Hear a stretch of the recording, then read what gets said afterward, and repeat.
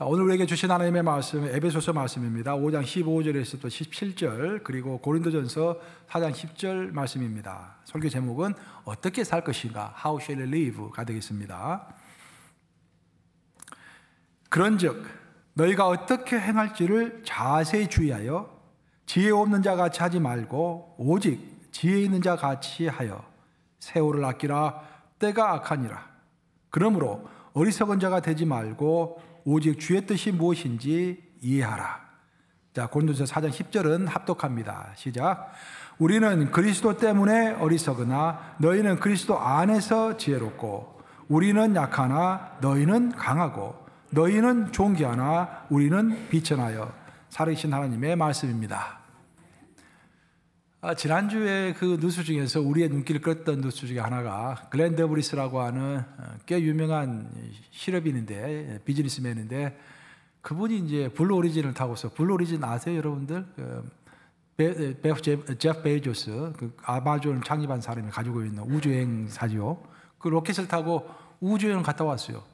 그럼 무사히 지구로 귀환을 했습니다. 그래서 기쁜 마음으로 한 달도 채 되지 않아서 비행기 여행을 하는 중에 비행기가 추락해가지고 그분이 돌아가신 거예요. 이게 아주 큰 화제가 됐습니다. 여러분 생각해 보세요. 우주여행이 더 위험합니까? 비행기 여행이 더 위험합니까? 우주여행이 훨씬 더 위험하죠. 우주여행 준비하면서 얼마나 많은 준비를 하고 마음이 조마조마했겠습니까? 그것을 무사하게 마치고 돌아왔을 때 많이 기뻤을 것입니다. 그리고 비행기를 타고 여행하면서 홀가분 마음으로 전혀 별 안전에 관한 그런 감각도 없고 걱정도 없이 비행기를 탔을 것입니다. 우주여행에서는 성공을 했는데 비행기에서 추락해 버렸어요. 그것도 한 달 만에. 저는 이 사실을 보면서 우리 인생이 바로 이런 것이 아닐까라는 생각을 좀 해보았습니다.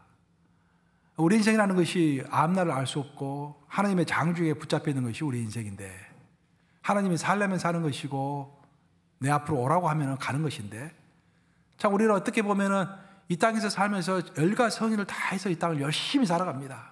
우리 교포 1세들 보면, 우리 성도들도 보면, 제가 한 명 한 명 이렇게 쭉 살펴보면은 정말 열심히 사세요, 여러분들. 그래서 나름대로 성공했다고 생각해요. 많은 사람들이 이 정도면 성공했다고 생각해요. 근데 이 땅에서 이렇게 성공했는지 모르겠지만 영원한 세상에서 우리가 실패할 수가 있습니다. 마치 우주여행에서는 성공했지만 전혀 생각해도 못했던 비행기 여행에서 추락했듯이, 우리가 이 어렵게 생각되는 이 땅에서는 악착같이 성공을 했는데 별로 어려울 것 같지 않은, 정말 선하게 하나님 말씀대로만 살아가면 되는 것처럼 생각되는 그 하늘나라에서는 우리가 실패할 수 있다라는 거예요. 그래서 사도 바울이 오늘 본문에서 이런 말 하고 있습니다. 에베소서 5장 15절 말씀인데 우리 한번 같이 합독하도록 하겠습니다. 에베소서 5장 15절 시작. 그런즉 너희가 어떻게 행할지를 자세히 주의하여 지혜 없는 자 같이 하지 말고 오직 지혜 있는 자 같이 하여 라고 되어 있습니다. 너희가 어떻게 행할지를, 행한다라는 것은 어떻게 살 것인지를 생각하라라는 것입니다. Be very careful how you live. 굉장히 심각하게 조심스럽게 어떻게 살 것인지, how you live, 너가 어떻게 살 것인지를 be very careful, 굉장히 조심스럽게 생각해 보라는 그런 놀라운 말씀입니다. 진짜로 지혜로운 사람은 내가 어떻게 사는 것이 가장 안전하고 어떻게 사는 것이 나를 부르신 하나님의 뜻에 합당한 삶인가를 굉장하게 깊게 조심스럽게 생각하는 사람이 지혜로운 사람이다라는 그런 말이에요. 그래서 우리 기독교 역사, 2000년 역사가 여러 가지 주제를 가지고 2000년 역사를 이렇게 쭉 흘러왔지만요, 우리 기독교 2000년 역사에 흐르는 가장 기본적인 주제는 이 땅에서 어떻게 살 것인가라는 것입니다. 어떻게 살 것인가. 물론 미래는 우리가 어떻게 살 것인가 고민하지 않아도 돼요. 이 땅에서 잘 살면은 미래는 우리가 보장되어 있는 것입니다. 천국에서. 그래서 가장 큰 주제는 내가 이 땅에서 어떻게 살 것인가라는 거예요. 우리 기독교는요, 크게 보면은 두 개로 탁 나눠집니다. 로마를 중심으로 하는, 또 서유럽, 로마와 서유럽을 중심으로 하는 서구 기독교, 그리고 러시아와 그리스를 중심으로 하는 동방 종교회, 이게 두 개로 크게 나누어져요. 근데 동방 종교회는 대대적으로 어떻게 살 것인가라는 그 질문에 대해서 유로지비라는 러시아어인데요, 유로지비라는 말로 항상 표현을 해왔습니다. 유로지비로 살면 된다, 그런 말이에요. 그 유로집이라는 말이 무엇인가? 바보 성자라는 이야기입니다. 바보. 예수님 때문에 바보처럼 살아가면은 그것이 잘 사는 것이다라는 그런 이야기예요. 이 유로집이가 나오게 된 배경이 있습니다. 러시아에 수도원이 있었어요. 그 수도원이 있었는데 거기에 큰 사과나무가 하나 있었습니다. 근데 러시아가 굉장히 춥잖아요. 혹한이 몇 년 동안 계속 불어닥친 거예요.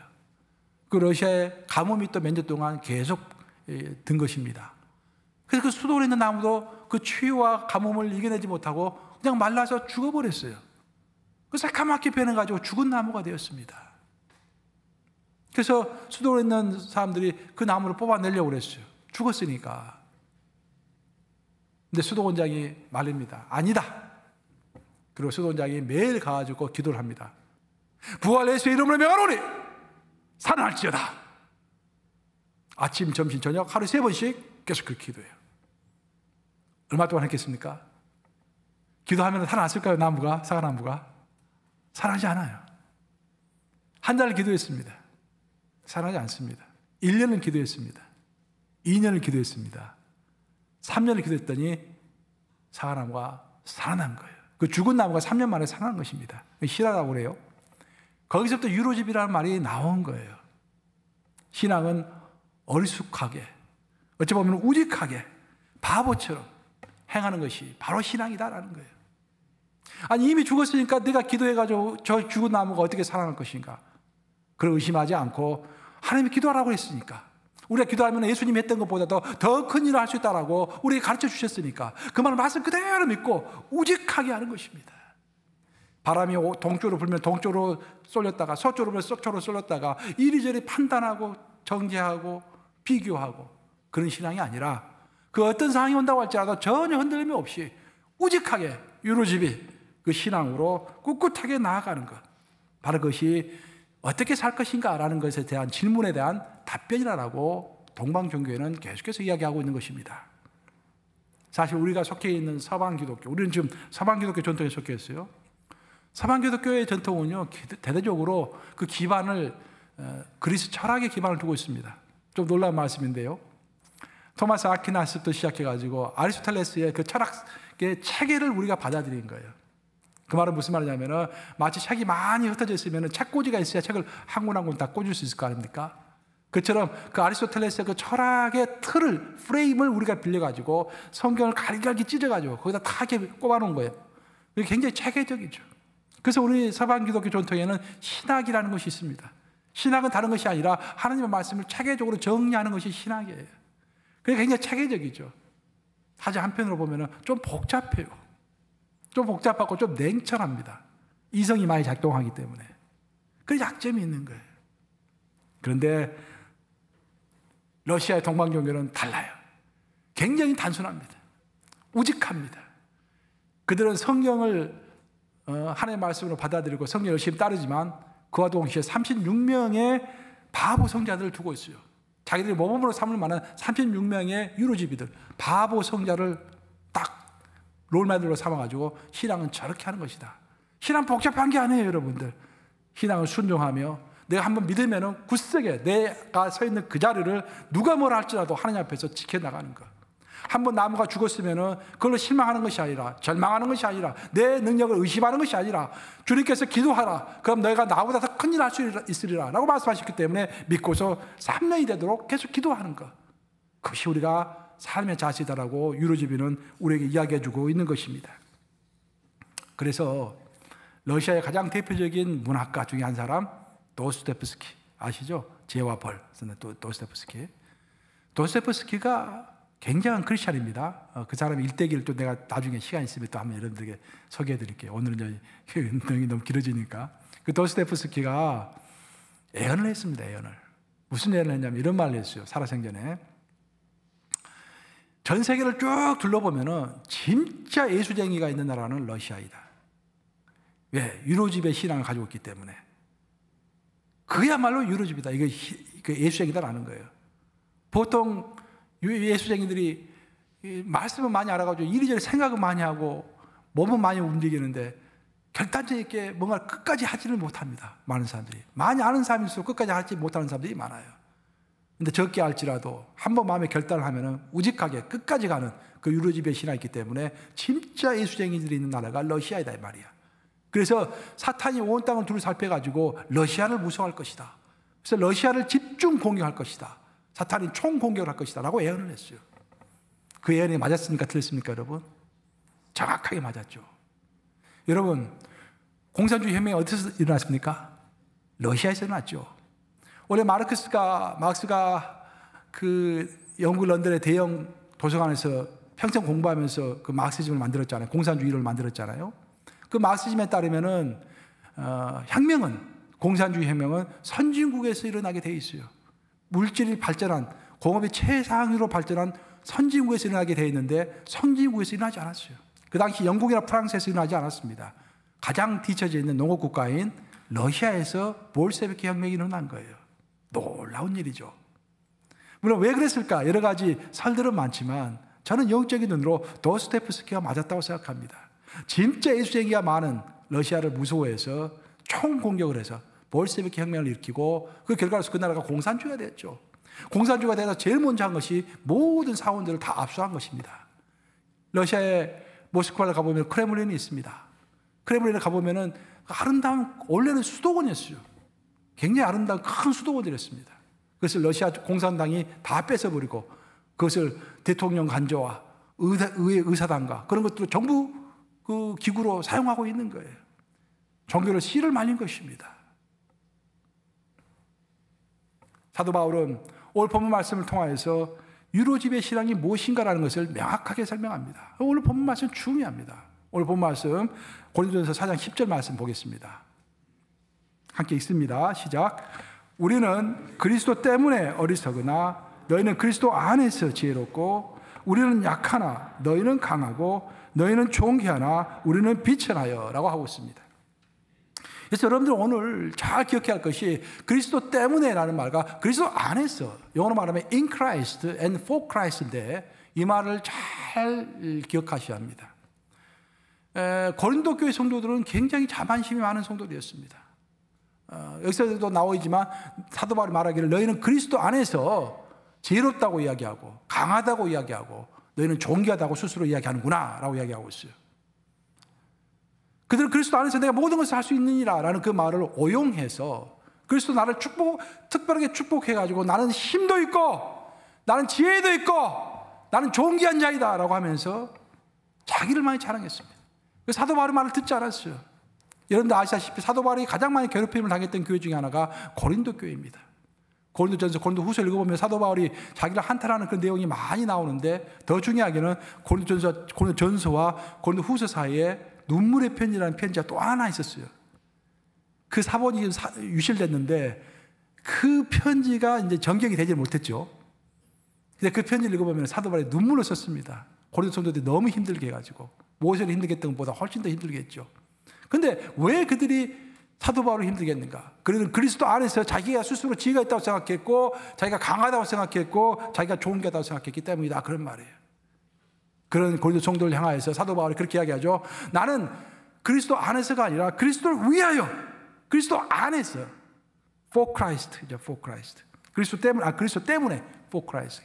그리스도 때문에 나는 어리석게 되고 그리스도 때문에 내가 약하게 되고 그리스도 때문에 내가 비천하게 된다라는 이것이 바로 유로집입니다. 유로집이. 어리석은 사람이 되는 것이죠. 누구 때문에? 예수님 때문에 내 스스로가 어리석은 사람처럼 되는 거예요. 내가 약한 자가 되는 것입니다. 그래서 때문에 내가 비천한 자가 되는 거예요. 그 유로집의 정신이 있었기 때문에 사도 바울이 모든 것을 견디고 그들 다 용서하고 그들에게 양보하고 그러면서 자기를 다 내놓을 수 있는 온전한 희생정신을 갖게 되었던 것이죠. 그 하나님께서 주신 사명을 온전히 담당을 했습니다. 바로 이것이 동방종교와 성경이 말하고 있는 유로집의 정신인 것입니다. 반면 우리 서방 기독교 전통을 좀 이야기해 보면 우리 서방 기독교 전통에서는 우리가 어떻게 살 것인가라는 이야기할 때 항상 캐노시스를 이야기했습니다. 캐노시스는 헬라어인데 캐노시스는 비운다라는 그런 말입니다. 비운다라는 그런 말이에요. 우리 예수님은 원래 하나님이셨죠. 하나님이셨는데 그 성부 하나님과 동등된 분이셨어요. 똑같은 분이셨어요. 그래서 삼위일체 하나님이라고 하지 않습니까? 근데 그 예수님이 이 땅으로 내려오신 거예요. 육체를 입고 내려오신 거예요. 내려오실 때 하늘에 있는 것을 다 버리셨습니다. 하늘에서 원래 왕자에 앉아 계셨고 온 우주를 창조하셨고 수많은 천군 천사를 거느리셨어요. 예수님이 이 땅에 내려오셔가지고 육체를 입으실 때 왕관 쓰고 오시지 않으셨어요. 천군 천사 다 데리고 오지 않으셨습니다. 다 버리신 거예요. 다 버리시고 아기 예수, 조그만 벌거벗은 아기 예수의 모습으로 마구간에서 태어나신 것이죠. 그게 캐노시스입니다. 캐노시스. 그래서 사도 바울은 그 캐노시스를 설명할 때 에베소 1장 2장이 유명하고도 중요한 장 아닙니까? 에베소 1장 2장이 중보 기도를 하는 그런 장인데 에베소 2장에서 2장 5절에서부터 7절을 보시면은 캐노시스가 무엇인지를 잘 설명하고 있어요. 에베소 2장 5절과 7절 한번 보겠습니다. 빌립보서 2장 5절 7절 같이 읽습니다. 시작. 너희 안에 이 마음을 품으라. 곧 그리스도 예수의 마음이니 그는 근본 하나님의 본체시나 하나님과 동등됨을 취할 것으로 여기지 아니하시고 오히려 자기를 비워 종의 형체를 가지사 사람들과 같이 되셨고 라고 했습니다. 우리 예수님은 원래 하늘에 계신 하나님이십니다. 근데 우리를 구원하기 위하여 다 버리시고 종의 형체를 지시고 이 땅에 내려오셔가지고 자기를 낮추셨어요. 낮추시고 성부 하나님께 기꺼이 순종했습니다. 원래는 동등하신 분인데 동등됨을 취하지 아니하시고 했죠. 성부 하나님과 나는 동등한 사람이다, 동등한 존재이다라는 것을 포기하시고 성부 하나님께 순종했다라는 거예요. 자기를 낮추셨다라는 것입니다. 그래서 사도 바울이 우리를 가르칠 때 뭐라고 가르쳤냐면은 예수님이 너에게 보여주신 예수님의 인품 중에서 첫 번째 인품은 캐노시스다라는 거예요. 그 너희가 예수님을 따른다, 예수님을 본받는다, 예수님을 닮아간다라고 했을 때 첫 번째로 본받아야 할 것이 캐노시스다라는 거예요. 자기를 비우는 것이다. 비우야 우리가 겸손하게 되고 비우야 순종할 수 있습니다. 비우지 않으면 절대 순종은 안 돼요. 너나 나나 똑같은 사람인데 왜 순종하느냐, 그렇죠? 모세나 고로나 똑같은 사람인데, 모세나 아론이나 똑같은 사람인데 왜 순종하느냐? 하나님이 계시지 않는지 우리가 어떻게 하느냐? 어떻게 하나님께 무조건 순종하느냐? 따져보고 순종해야지. 그렇게 되는 것입니다. 베드로의 배를 우리는 잘 알고 있어요. 베드로의 배가 텅 비어 있었습니다. 베드로의 배가 텅 비어 있었기 때문에 예수님이 그 배에 올라타셔가지고 그 배에서 설교하셨죠. 만약 베드로의 배가 가득 차 있었다고 생각해 보세요. 그럼 그 배에 예수님이 올라갈 수 있었을까요? 올라갈 수 없었죠. 발 디딜 틈이 없기 때문에. 근데 배가 텅 비어 있었기 때문에 예수님이 그 배로 올라가셔가지고 거기서 설교하신 거예요. 밤새 고기를 잡았습니다. 고기를 한 마리도 잡지 못했어요. 배가 텅 비어 있었습니다. 배가 텅 비어 있었기 때문에 예수님께서 깊은 데로 가서 그물을 던져라 라는 예수님의 음성을 들을 수 있었고, 실제로 깊은 데로 가서 그물을 던졌더니 수많은 고기를 잡을 수가 있었어요. 만약 베드로의 배가 차 있었다고 한다면 그는 하나님의 은혜, 예수님의 기적을 체험하지 못했을 것입니다. 그 배가 비어 있었기 때문에 경험한 거예요. 우리 예수님이 이 땅에 오셔가지고 베푸신 첫 번째 기적이 뭡니까, 여러분? 뭐라고요? 가나의 혼인잔치. 그렇다 많이 아시네. 할렐루야. 가나의 혼인잔치를 제일 먼저 베푸셨어요. 가나의 혼인잔치는 요약을 하면은 거기에 빈 항아리가 있었다라는 거예요. 가득 차 있는 항아리가 아니라 빈 항아리가 있었다라는 거예요. 만약 그 항아리에 어찌됐든 그 항아리에 가득 차 있었다고 한다면 예수님은 가나의 혼인잔치에서 기적을 베풀 수가 없었을 것입니다. 그 항아리가 텅텅 비어 있었기 때문에 그 텅 비어 있는 항아리에다가 최고급 포도주를 가득 채워주시는 놀라운 기적이 있었겠죠. 비어 있었기 때문에 가능한 거예요. 여러분, 오른쪽 손 한번 올려보세요. 전부 다 올리고 주먹을 한번 딱 쥐어보세요. 이 주먹을 쥐고 있으면 이 쥔 주먹 위에다가 뭘 우리가 받을 수 있습니까, 없습니까? 받을 수 없죠. 손 한번 딱 펴보세요. 한번. 이 빈 손에다가 하나님께서 우리에게 뭘 주실 수 있을까요, 없을까요? 있을 수 있죠. 내리십시오. 바로 그겁니다. 우리가 빈 손에다만이 하나님께서 우리에게 부어주실 수가 있어요. 그러니까 여러분들이 어떤 인생을 살아가면서 실직을 한다든지 사업에서 어려움이 있다든지 진짜 어렵죠, 사실은. 그렇죠. 그래서 너무 가슴 아파 생각하지 마세요. 여러분의 캐노시스가 되는 거예요. 내가 사업에 실패하면 캐노시스가 되는 빈 공간이 생기는 것이고, 내가 실직을 하기 때문에 빈 공간이 생기는 거예요. 실직해서 어려움이 있지만 그 실직해서 어려움이 있어가지고 만약 새벽기도 나와가지고 열심히 하나님께 기도한다고 한다면 그것이 축복 아니겠습니까?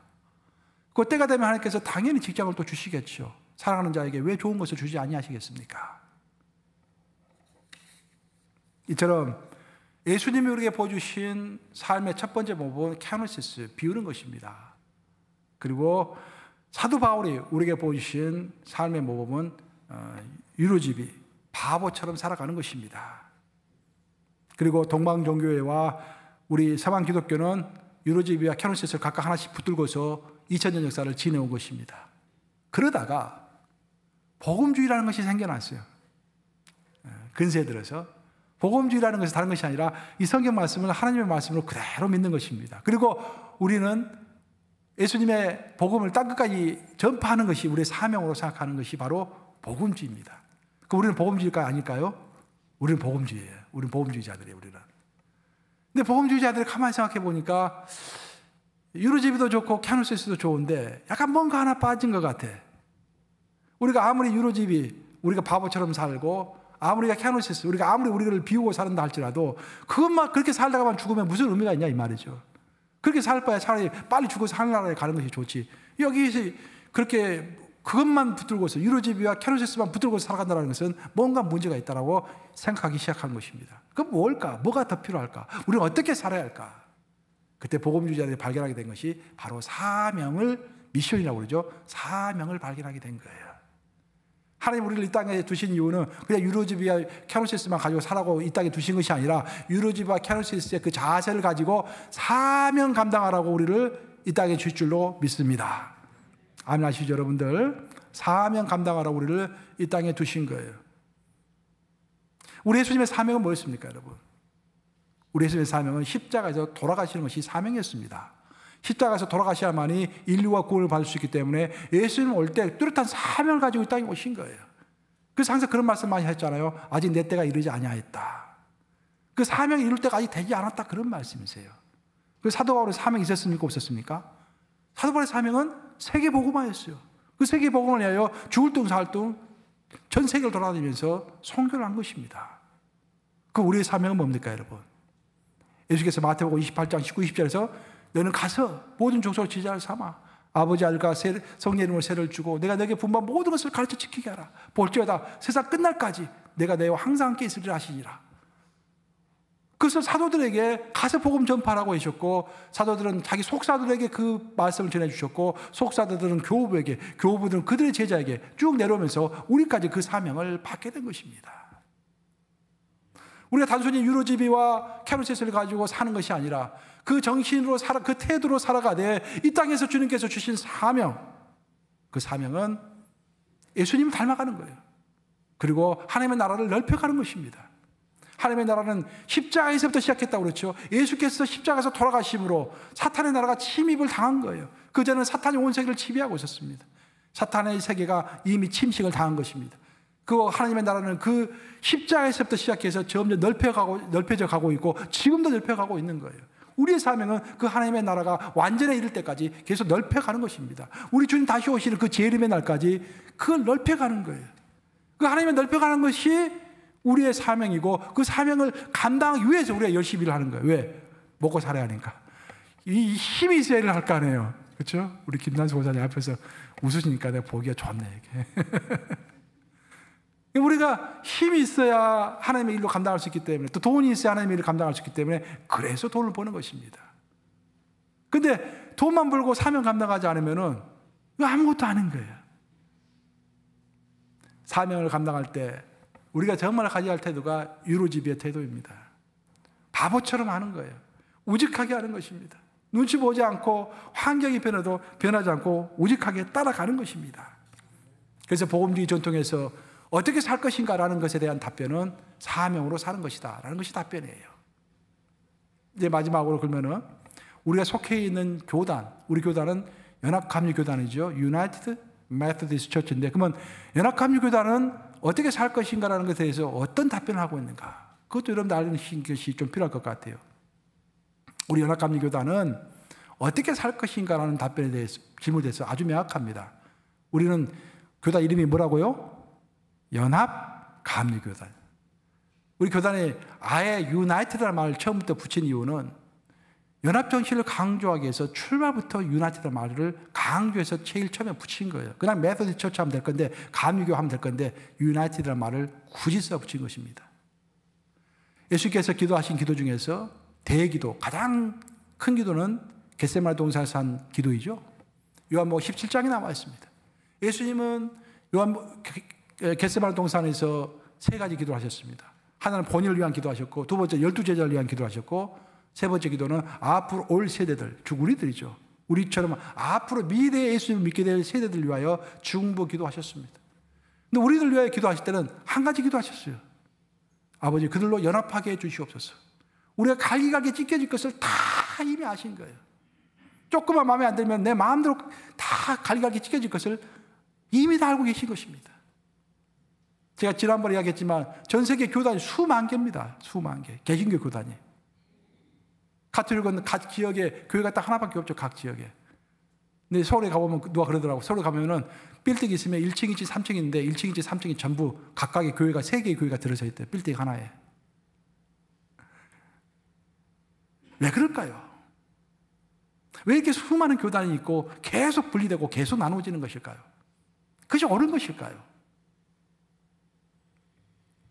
어떻게 살 것인가? 그 질문에 대해서 우리 연합감리교단이 강조하는 것은 하나님의 일은 홀로 하는 것이 아니라 교회 공동체를 통하여 연합해서 하는 것이라는 연합정신을 강조하는 것입니다. 사명이라는 단어를 들을 때 우리가 가장 먼저 생각나는 것이 사명하면은 아프리카로 선교사로 가는 것, 가서 막 큰 교회를 짓는 것, 열심히 전도하는 것, 가난한 사람들 도와주는 것, 바로 그런 것들을 많이 생각합니다. 가만히 생각해 보면은 우리가 상상하고 있는, 우리가 머리로 그리고 있는 그 사명이라는 것은 내가 하나님 앞에서 내 자신이 주체가 돼가지고 내 자신이 혼자 열심히 내는 거예요. 성경은 절대로 그렇게 말하지 않습니다. 우리 개신교는, 우리 기독교는 태어날 때부터, 2000년 전에 태어날 때부터 교회로부터 시작을 했어요. 70문도가 마가의 다락방에 모여서 기도함으로부터 시작했고, 그 70문도가 초대교회로 변화가 됐었고, 성령의 임하심으로 인하여서 모두 서로 상통할 수 없었던 언어들이 상통하게 되고, 서로 갈라져 있던 마음들이 하나가 되어서 교회로부터 시작해서 지금까지 내려오고 있는 것입니다. 그래서 신약의 시대를 교회 시대라고 이야기하는 거예요. 우리가 하나님의 일을 열심히 합니다. 하나님의 일을 열심히 하는 건 중요합니다. 하지만 그 못지않게 중요한 것은 어떻게 하느냐가 중요하겠죠. 성경이 우리가 가르쳐주고 있는 것은 교회 공동체를 통하여 함께 비전을 성취하라, 그런 말입니다. 함께 나라는 거예요. 만약 공동체와 함께 사명을 이루는 길, 그것은 겸손과 낮아짐과 조화의 정신인데, 만약 그런 것이 우리 가운데 없다고 한다면 우리 유로집이 캐노시스 말할 필요가 없습니다. 아니, 우리가 아무리 유로집이를 부르신다 할지라도, 내가 아무리 캐노시스를 부르신다 할지라도, 내가 아무리 나를 비웠다고 주장할지라도, 내가 아무리 우직한 사람이라고 주장할지라도 다른 사람과 화합할 줄 모르고, 교회와 협력해서 함께 일할 줄 모르고, 독불장군처럼 나 혼자 하나님의 일을 하겠다고 한다면 그것은 하나님의 사람이 이미 아닌 것입니다. 무슨 위대한 사명을 원하기 전에 내 자신의 조화로운 태도, 내 자신의 겸손한 태도, 순종적인 태도, 내 자신을 돌아봐야 하는 거예요.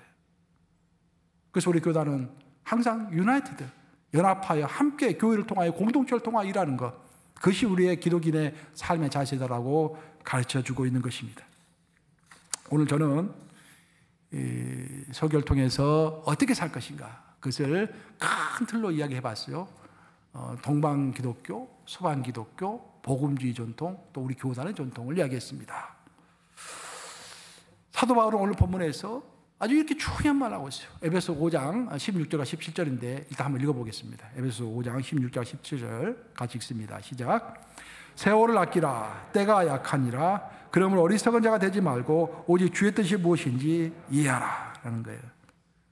지금 마지막 시대가 다가오고 있고, 어찌 보면 코로나19가 그 마지막 시대의 서막인지도 모르겠습니다. 천년왕국이 오려면은 6천년의 시간이 필요한데, 아담에서부터 아브람까지 2천년입니다, 여러분.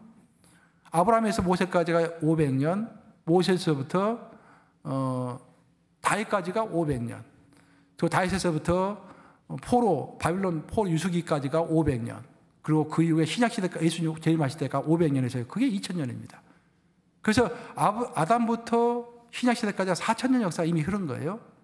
그 예수님부터 시작해가지고 지금 우리가 몇 년입니까? 2021년이죠. 벌써 2000년이 됐습니다. 그럼 6,000년이 흐른 거예요. 하나님께서 우리에게 날수를 주실 때 일주일 단위로 주셨습니다. 6일은 일하고 하루는 쉬는 거예요. 안식일이죠. 그처럼 인류의 역사도 6,000년간은 돌아간 다음에 1,000년은 쉬게 되어 있습니다. 그것이 바로 요한계시록에서 얘기하고 있는 천년왕국인계예요. 그래서 6,000년이 이미 흘렸고 이제 1,000년이 남았습니다. 곧 우리에게 도래하는 거예요. 이 마지막 시대예요, 정말. 그리고 제3성전이 예루살렘에서 세워지는 그날에 벌써 트럼프 대통령이 재임하고 있을 때 제3성전을 언급했잖아요. 그 제3성전을 허락하기 위하여 예루살렘을 이스라엘 수도로 인정했지 않습니까? 그전에는 미국이 예루살렘을 수도로 인정하지 않았어요. 트럼프가 했습니다. 굉장히 임박했습니다. 지금 마지막 시대가. 그래서 사도 바울이 이야기한 것은 세월을 아끼라라는 거예요. 분별하라는 것입니다. 어리석은 자가 되지 말라라는 거예요. 세상을 따라가지 말라라는 것입니다. 진짜 하나님의 뜻이 무엇인지, 어떻게 사는 것이 현명한 것인지, 어떻게 해야 내 생명을 살리는 길인지 알라라는 거예요. 이런 말 들을 때 내 마음에 안타까움이 있어요, 여러분들에게. 어떻게 살 것인지를 알라라는 거예요. 크게 보라는 것입니다. 작은 일에 갇혀있지 말라라는 거예요.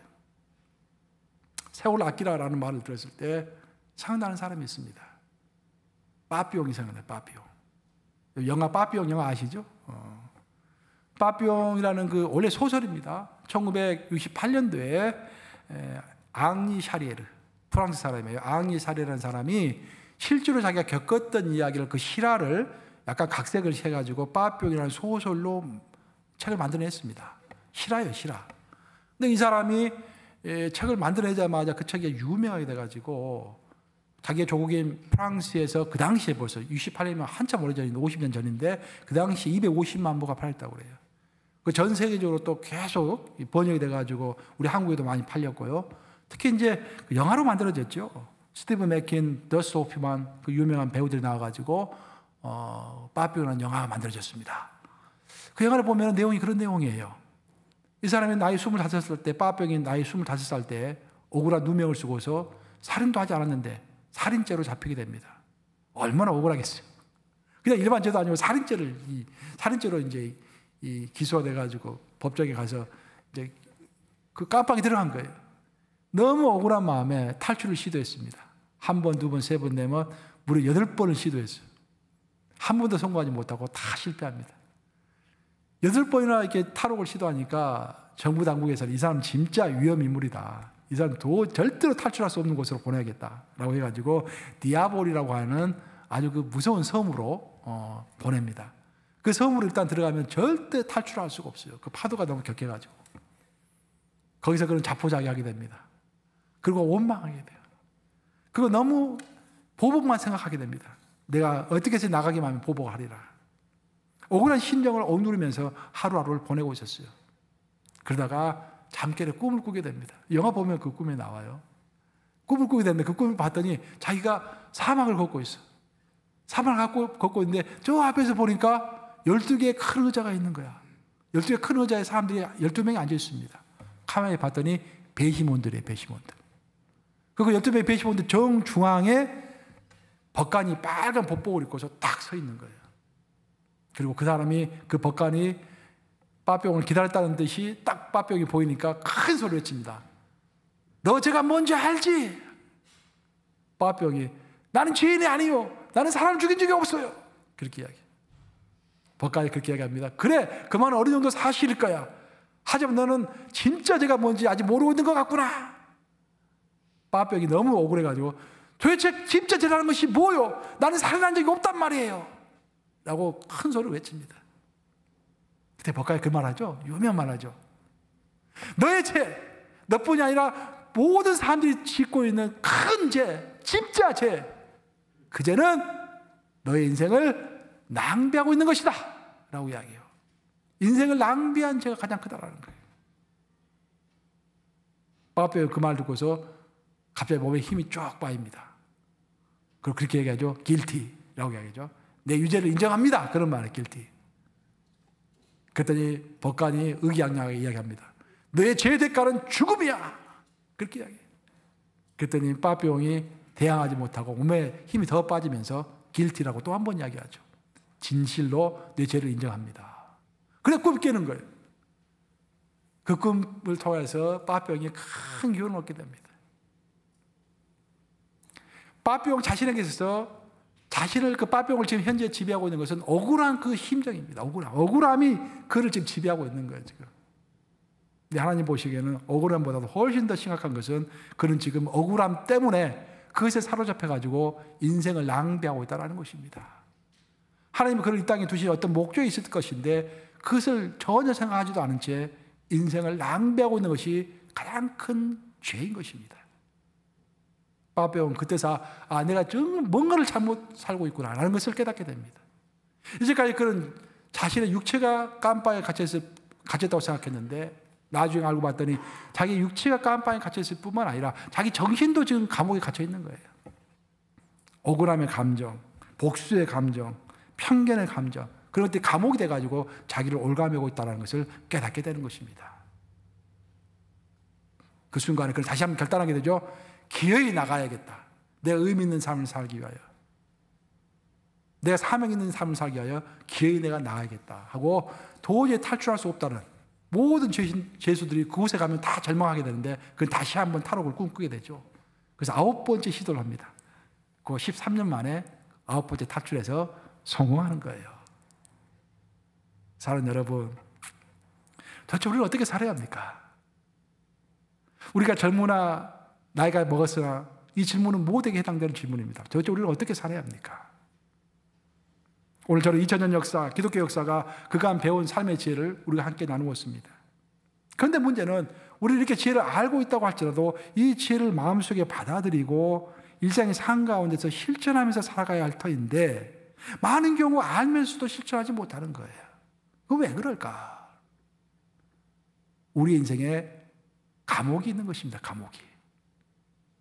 하나님보다 더 소중하게 생각하는 것, 하나님 일보다도 더 긴급하다고 생각하는 것이 혹시 여러분 마음에 있습니까? 예배도 좋지만 이것이 먼저 빨리 이걸 해결해야 돼. 내가 다른 건 다 드릴 수 있지만 이것은 내가 하나님께 드릴 수가 없어. 그것이 바로 우리의 감옥인 것입니다. 바비옹은 복수의 감정이 있었어요. 원망의 감정이 있었어요. 내가 하나님을 사랑하고 하나님께 다 드릴 수 있지만 복수를 한 다음에 내가 그 다음에 교회 가야겠다. 그렇게 생각하는 거예요. 그것이 감옥입니다. 그것이 바로 바른 삶, 의미 있는 삶을 향하는 삶을 방해했던 것입니다. 사랑하는 여러분, 오늘 이 설교를 들으시고 한번 집에 가서 생각해 보세요. 혹시 내 마음 안에 어떤 감옥이 있는가? 그리고 그 감옥이 있다고 한다면 9번이라도 시도하셔서 반드시 그 감옥에서 탈출하시기 바랍니다. 그리고 과연 주의 뜻이 무엇인가? 내가 어떻게 사는 것이 하나님을 기쁘게 해드리는 삶인가? 첫째, 유로집의 삶을 살아야겠다. 우직하게 살아야겠다. 바보처럼 살아야겠다. 두 번째, 캐노시스의 삶을 살아야겠다. 내 자신을 비우는 삶을 살아야겠다. 셋째, 사명 있는 삶을 살아야겠다. 네 번째, 연합파에서 교회와 함께하는 삶을 살아야겠다. 명심하시면서 실천하시는 저와 여러분 되시기를 우리 주님의 이름으로 축원합니다. 기도하시겠습니다. 좋으신 아버지, 오늘 이 설교 시간을 통하여서 주님께서 말씀해 주시니 감사합니다. 혼탁한 세대 어떻게 살아야 합니까? TV만 보면은 이렇게 사는 것이 좋은 방법이다, 이렇게 사는 것이 성공한 방법이다, 다 말들이 많습니다. 책방에 가보면은 성공적인 삶에 관한 책들이 너무도 많이 질비합니다. 하지만 우리는 주님의 음성을 듣고 싶습니다. 오늘 사도 바울과 우리 예수님을 통하여서 캐노시스의 삶, 유로집의 삶, 미션의 삶, 유나이티드 연합하는 삶에 대해서 가르쳐 주시니 감사합니다. 아버지, 실천할 수 있도록 도와주시옵소서. 우리가 아직도 벗어나지 못하고 있는 나의 감옥이 혹시 있지는 않습니까? 하나님의 일보다 더 급하게 생각하는 것, 하나님께 영광 돌리는 것보다 더 중요하게 생각하는 것이 혹시라도 있습니까? 다 내려놓을 수 있도록 인도해 주시고 9번이라도 실천해서 탈출하고 주의 뜻대로 살아가는 그런 인생을 살아갈 수 있도록 우리 성도들 축복하시고 저 또한 축복하여 주시옵소서. 예수 그리스도를 받들어 기도합니다. 아멘.